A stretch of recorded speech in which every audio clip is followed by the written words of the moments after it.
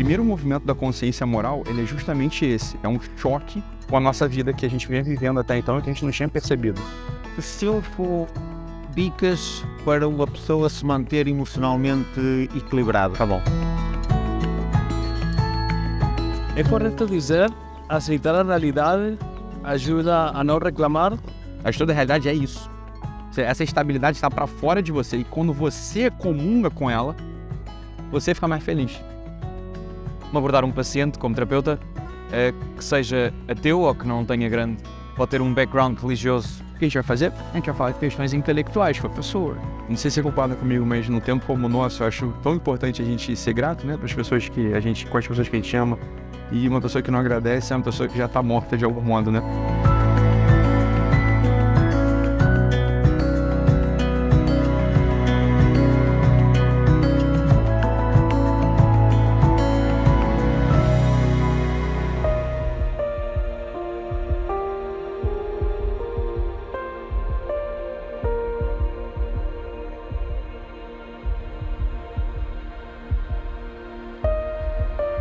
Fala pessoal, beleza? Ó, tô aqui em Portugal, vocês sabem, né? Acabei de chegar em Guimarães, fico um pouquinho ao norte do Porto. Cheguei agora, nesse segundo, olha os sininhos tocando. Não foi ensaiado não, é porque tá tocando mesmo. Então olha só, se liga, isso aqui são as costas do castelo de Guimarães. Se vocês estão me ouvindo, faz uma pergunta aí pra eu responder, tá bom?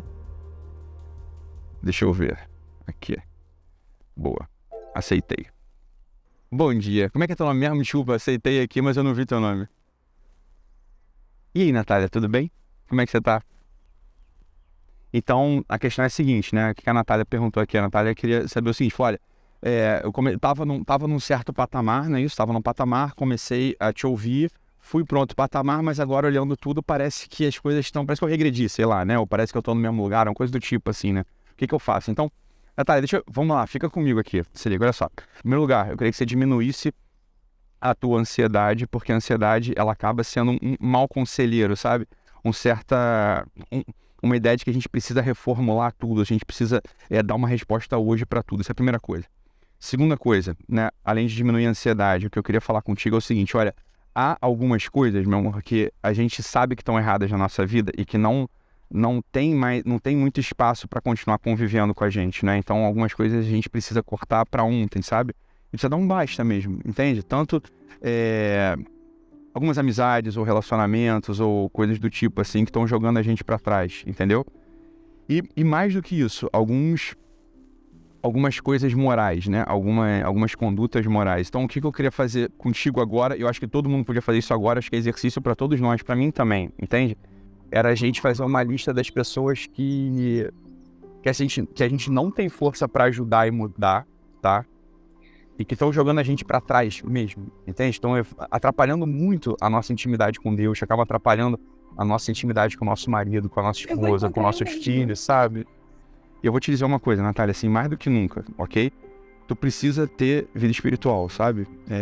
Com calma. E aqui que tá o ponto da história. A gente sozinho não tem força para resolver essas coisas. Essa é a minha experiência, né? A formação espiritual, a vida de oração, a formação moral, ela é como uma luz que vai pouco a pouco começando a iluminar esse quarto, né? Então você falou, 6 meses antes de casar, você resolveu começar a abrir as cortinas pouco a pouco, você trocou a lâmpada e agora a lâmpada do abajurzinho pelo menos começa a funcionar. E não é raro que a gente comece a ver o quanto estava bagunçado o quarto, né? O quanto esse quarto estava bagunçado, estava sujo, estava quebrado. Ok? Mas isso, Natália, acredita mesmo assim, e não acredita, observa. Isso chama-se luz da consciência moral. O primeiro movimento da consciência moral, ele é justamente esse. É um choque com a nossa vida que a gente vem vivendo até então e que a gente não tinha percebido, né?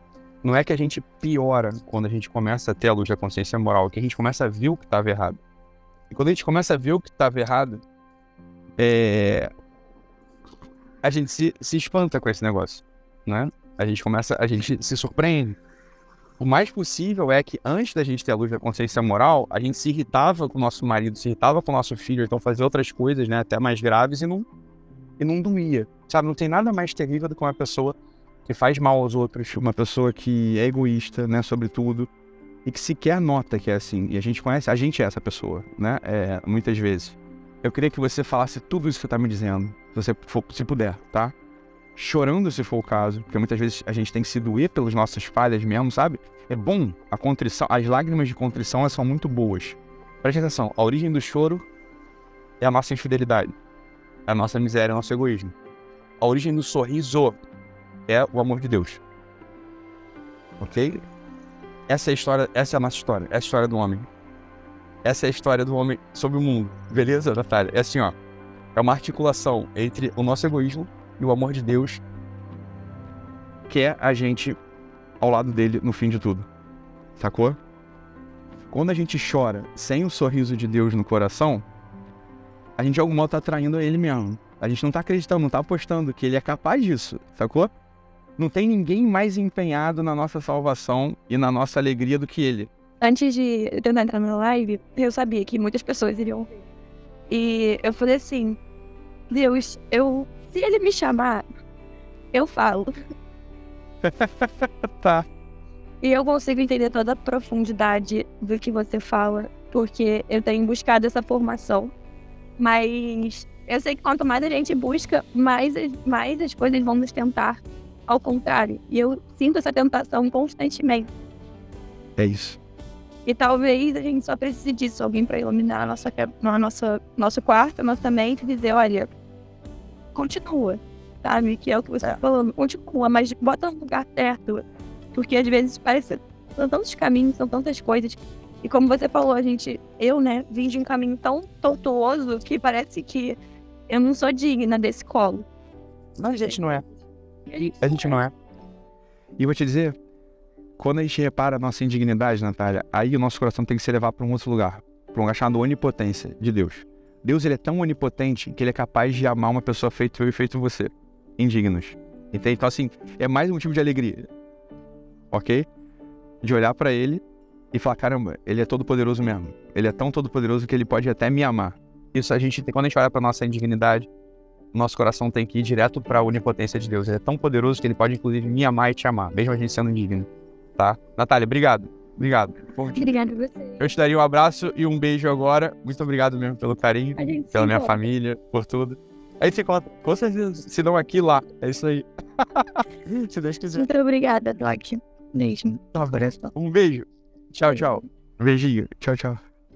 Bom, vamos lá, vamos dar uma volta agora aqui em Guimarães. Vamos visitar um pouquinho os castelos e ver o resto da cidade maravilhosa que a gente está presente, né? Que Berço de Portugal.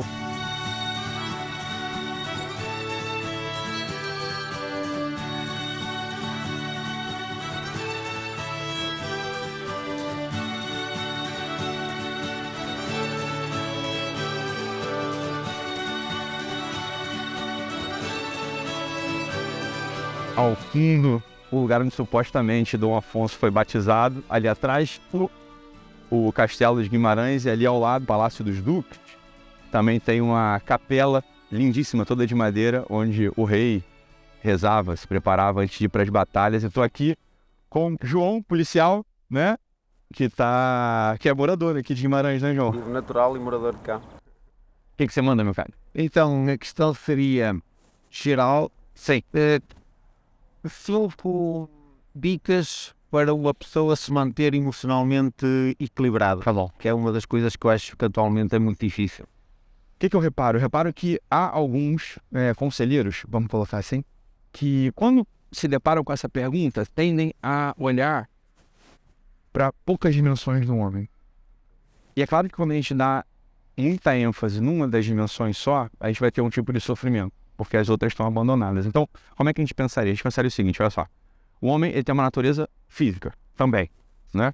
Eu te dei um abraço no João ali, João é policial, João tá forte aqui, né? Pá, dei um abraço aqui, falei, pô, João tá em dia, né? Com o corpo em dia, não é verdade? Então pronto, então a gente, primeira coisa, pra gente se manter equilibrado, a gente precisa de fato cuidar do corpo, não é, João? Fisicamente, essa é a primeira coisa. Segunda dimensão importante, é toda a dimensão afetiva dos relacionamentos, tá? Aí o assunto começa a ficar mais legal.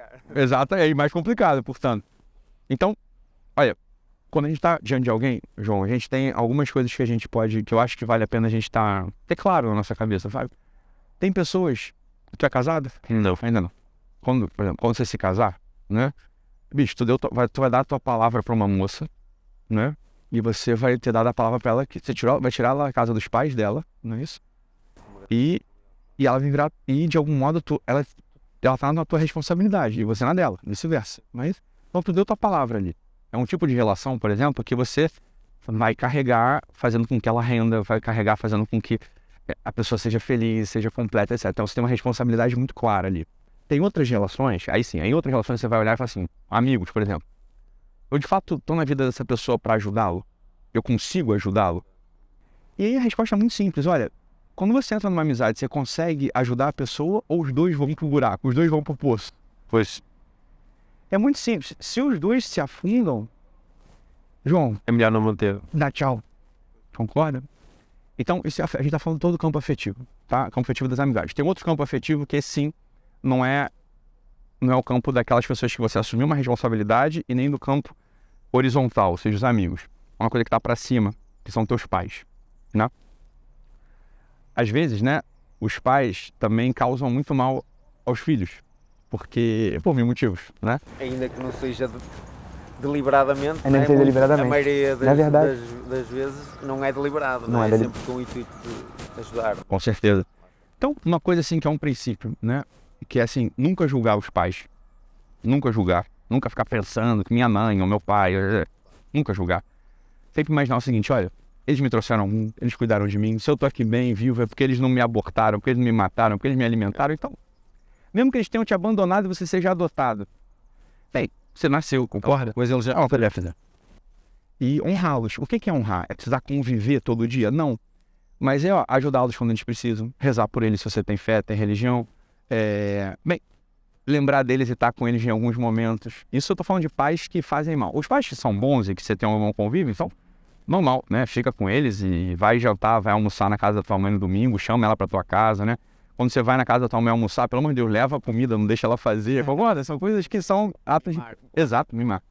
Então, esse é o campo afetivo. Tá? Então, falamos aqui de alguns campos afetivos, né? Ou seja, aquelas pessoas que eu tenho responsabilidade, com as pessoas horizontais, com as pessoas que estão para cima, beleza?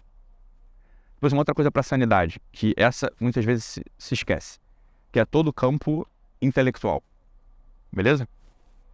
Uma pessoa que não tem muito repertório, ou seja, que olha para o mundo e só vê o que está acontecendo, essas pessoas em geral, elas têm sofrimentos que elas nem sabem dizer de onde vem. Ansiedade mesmo, uma diminuição do espaço vital, que às vezes aparece como um tipo de depressão, tá? Então, todo grande campo intelectual é importante, João. Quer dizer, você manter um cultivo, mesmo das artes, das letras, um pouquinho que seja, sei lá, ler um pouquinho da tua cultura. Por exemplo, estamos aqui em Guimarães, né? Aí você pode falar assim, história de Guimarães. Pá, assim, a cabeça já abre, caramba, né? A fundação de Portugal foi... Tem coisas que as pessoas não sabem, deviam saber, tipo, caramba, eu sou brasileiro, tu é português. Olha, os meus avós estão aqui, né? Vamos dizer assim, né? O Dom Afonso é meu avô. Ele que fundou esse negócio aqui e depois o Brasil, prof. Então, todo campo intelectual ajuda muito nisso que a gente chama de sanidade. E, por fim, o campo espiritual, né? O campo espiritual a gente pode entender de dois modos. O campo espiritual ele pode ser entendido como o cultivo das coisas transcendentes, ou seja, dos valores transcendentes, como, por exemplo, lealdade, justiça, amizade, ou seja, esforçar-se por agir assim, né? E depois, mais precisamente, mais especificamente no campo espiritual, a prática de alguma religião. Então, não sei se eu falei 5 pontos, mas eu falei os pontos que eu acho. Eu não contei, não sei quantos foram. João, Está, obrigado. eu que agradeço, muitíssimo obrigado. Tu tá de férias aí, né? Tá bom, beleza.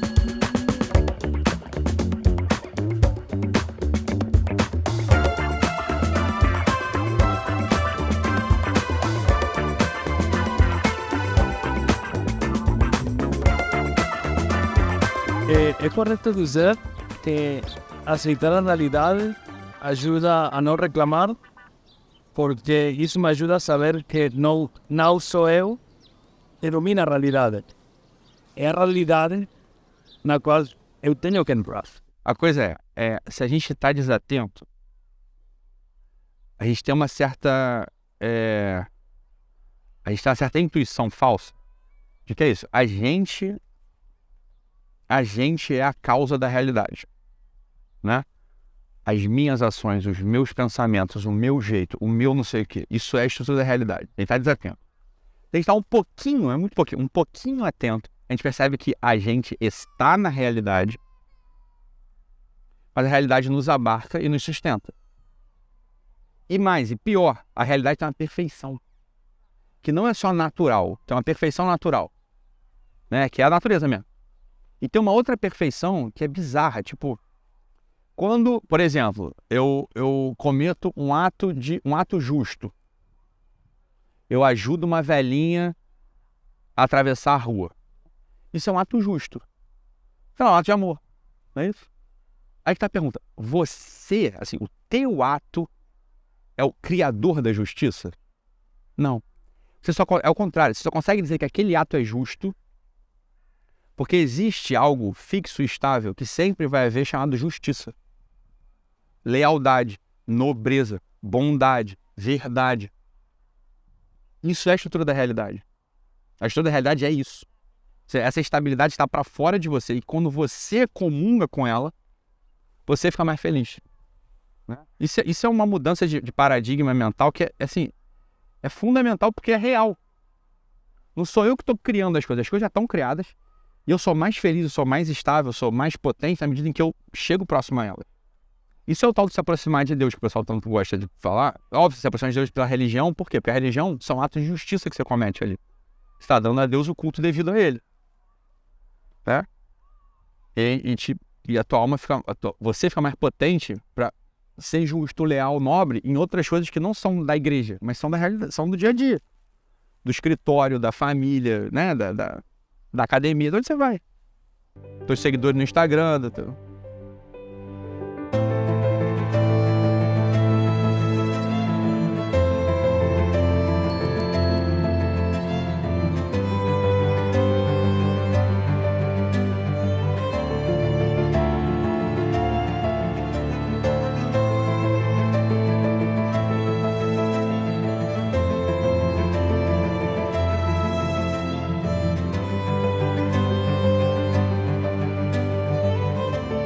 Estamos aqui na Casa do Alentejo, nesse pátio árabe super bonito, né? Isso aqui era uma mansão, né? Uma residência, depois virou um comércio, agora faz parte de uma fundação.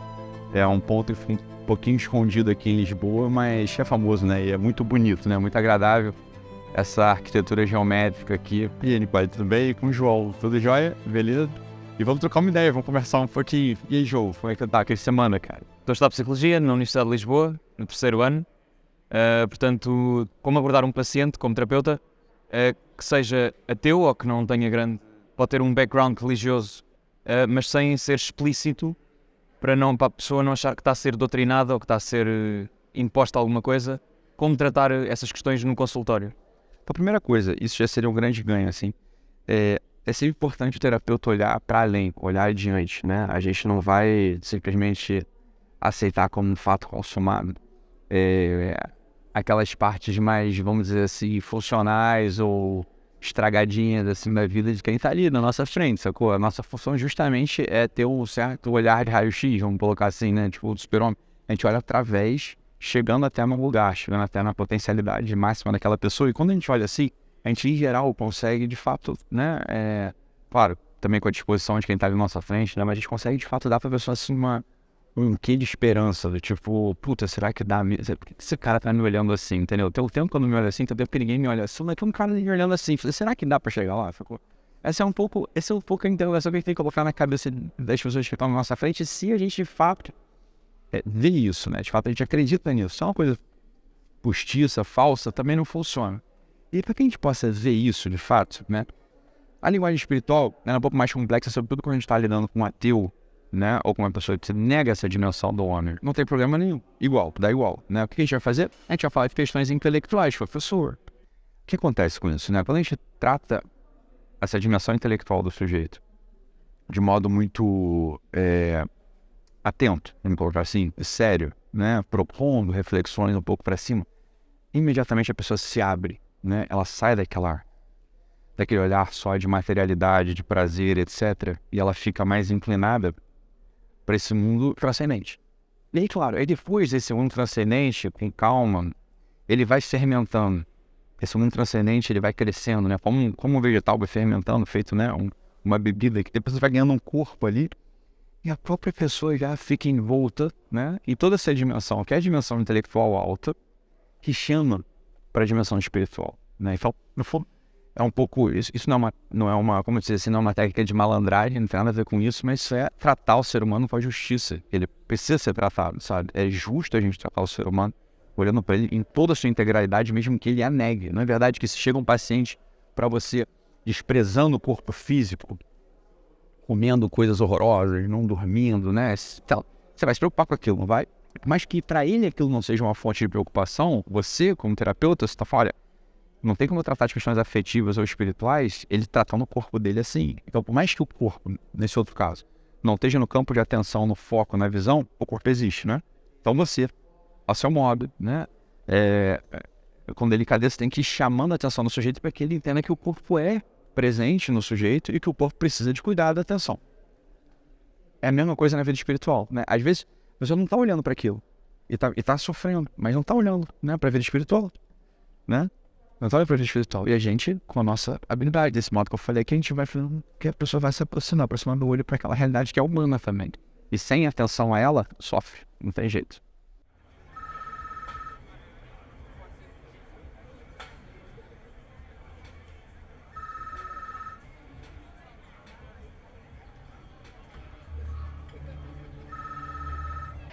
E aí, Alírio, tudo bem? Você tá falando da onde?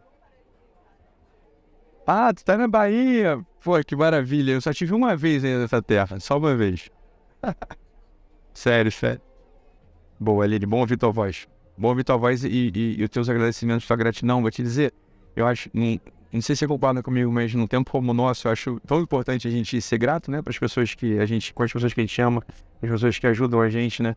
Então, tem tanta gente que eu sou tão grato por ter, ou às vezes me entregado um olhar no momento que eu precisava, ou às vezes me entregado um olhar no momento que eu não precisava, um grande conselho, a vida mesmo, ou o amor, ou o perdão das infidelidades que eu cometi na vida. Acho que o que não falta, se a gente tem um olho um pouco treinado, são motivos para agradecer, e uma pessoa que não agradece é uma pessoa que já está morta de algum modo, né? Então, se a gente pudesse cultivar isso sempre no nosso peito, a gratidão sempre, acima de tudo, gratidão por estar vivo, gratidão para a gente ter a oportunidade de ter o convívio com essas pessoas, gratidão muitas vezes para a gente poder ajudar os outros, encontrar pessoas que às vezes nos ofendem, nos humilham e às vezes são injustas, mas é uma oportunidade da gente poder estar ali com elas e ajudando essas pessoas também a, sei lá, às vezes adotar injustiça ou adotar que poderia entregar mais, na verdade. Mas a gente tenta dar continuidade àquelas pessoas que nos precederam, né? E entregaram coisas que ajudaram a tanta gente. Então, reza aí para que eu seja fiel e para que eu não vou parar absolutamente, mas se você reza, me ajuda. Tá bom? Tá bom, Henrique. Muito obrigado, eu que agradeço. Fica com Deus. Um beijinho.